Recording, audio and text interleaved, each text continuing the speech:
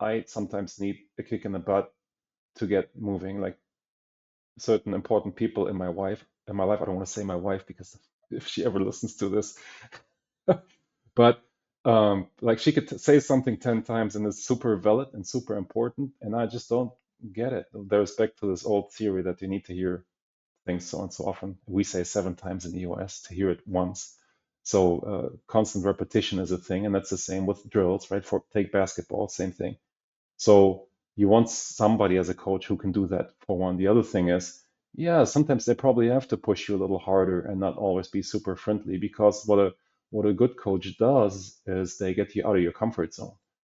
And that's in sport as in business. It doesn't really matter. However, I also think there's something to be said about the relationship building capability if you want. So what I try to, well, my sports is obviously soccer, but same analogies. I really try to build a relationship with my players, and I still have some to this day. They call me Coach Tom. They call me for my birthday. When I come up to Chicago, we'll meet up for lunch or dinner. I mean, I met them when they were still in high school. Now they're in their jobs. Some are married, and like you see all these lifelong careers that they go through, like my kids, right?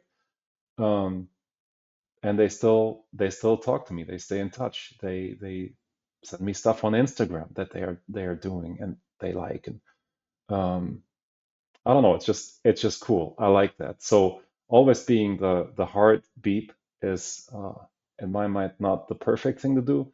It can help in certain situations, but I think you need the other side too, to make an impact in people's lives. And that's what I would look for, to go back to your analogy, where I think that if you're only looking for straightforward this niche, that's fine. But I think great coaches in sports and in business and in for life coaching, executive coaching, whatever it is, also manage to build relationships.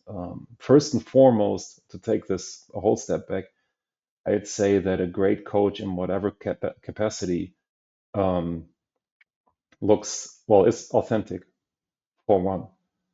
So you just we just are who we are, and that doesn't matter if we're here on a call, if we meet in person, if we meet in 2 years.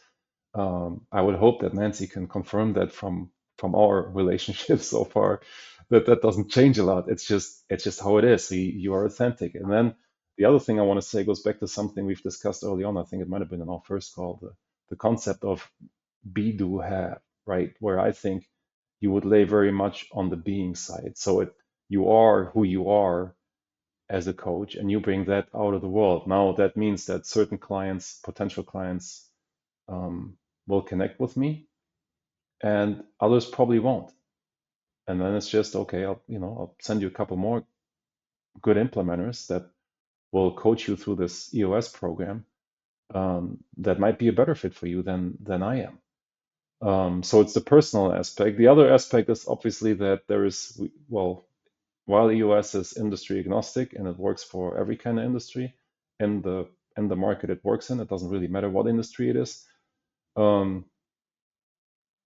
I think that it helps to be a little bit nichey, if you will. So that could be you can't be a good basketball, football, soccer, baseball, everything coach, right? If you're a basketball coach, you're a basketball coach. And I think that kind of relates to some industry history that people have as business coaches. So my life has been in the trades and in manufacturing, and I think that does shine through. I can connect in these realms, or like from soccer, younger kids, more, if you will, modern industry, something out of the box.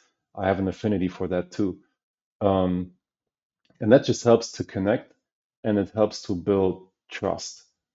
And that's in the end what's the decisive factor, right? You have to trust that the coach you work with can get you to where you want to go, and that you actually enjoy the ride. There is nothing worse than owning a business you're in pain anyways. You can't sleep at night because you don't know if you can make the next payroll.